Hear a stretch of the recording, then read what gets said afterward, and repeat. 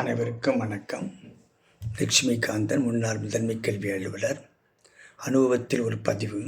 சென்ற மாதம் பொறியியல் கல்லூரியிலே படிக்கின்ற 4ஆம் ஆண்டு படிக்கின்ற மாணவர் தான் 10th school topper, +2 school topper, 7.5% ஒதுக்கீட்டில் சிறந்த பொறியியல் கல்லூரியில் இடம்பெற்று 3 ஆண்டுகள் முடித்தவர்.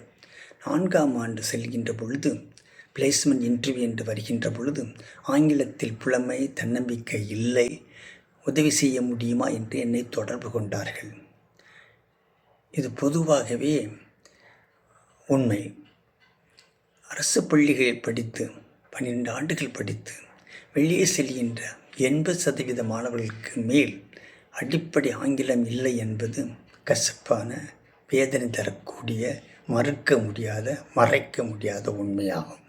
இந்த பதிவினுடைய நோக்கம், அரசு பள்ளிகளில் படித்து 7.5% ஒதுக்கீட்டில் மருத்துவக் கல்லூரியில், பொறியியல் கல்லூரியில் சேர்ந்திருக்கின்ற மாணவர்களுக்கு ஆங்கிலம் தடையாக இருக்க வாய்ப்பு இருக்கிறது.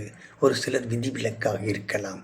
அப்படி 7.5% ஒதுக்கீட்டில் சேர்ந்து ஆங்கிலம் தடையாக இருக்குமானால் அவர்கள் LakshmiKandan@gmail.com அல்லது ஃபேஸ்புக் மூலமாக என்னை தொடரச் செய்யலாம்.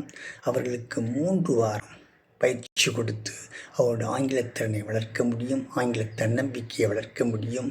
இது அந்த உதவி கேட்ட அந்த 4ஆம் ஆண்டு படித்த அந்த மாணவர்களுடைய வெற்றி. அதன் மூலமாகத்தான் இந்த பதிவு செய்கின்றேன்.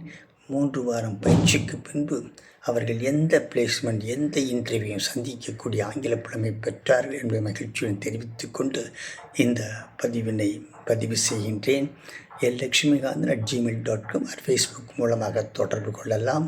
இதனுடைய நோக்கம், வெல்லும் வகையான் அரவினை ஓவாதி, செல்லும் வாயெல்லாம் செயல், நெருநல் உளன் ஒருவன் என்று இல்லை என்னும் பெருமை உடைத்து உலகு, நாச்சற்று விக்கல் மேல் வாராமுன் நல்வினை மேற்சண்டு செய்யப்படும், அறத்தை இறுதி வரை செய்ய வேண்டும் என்ற நோக்கில் இதான் அந்த பதிவு.